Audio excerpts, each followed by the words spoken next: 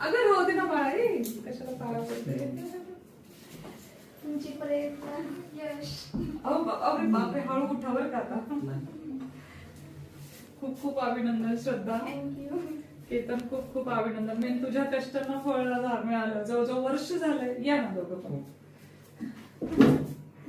जवळजवळ वर्ष झालंय केतन आणि श्रद्धा आपल्या दुर्वांकूर आयुर्वेदमध्ये उपचार घेत आहेत. लग्नाला साधारणतः 9.5 ते 10 वर्ष झालीत त्यांच्या.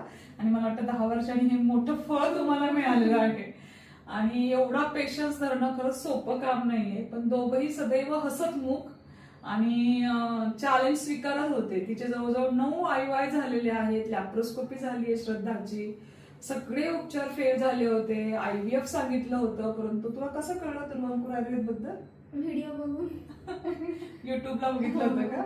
युट्यूबचे व्हिडिओ बघून ते आले आणि आपल्याही दुर्वांकूर आयुर्वेदमध्ये जवळजवळ वर्षभर त्यांनी उपचार केले. आणि आता दोघांचंही पंचकर्म उत्तर बसते, सर्व उपचार झाले होते.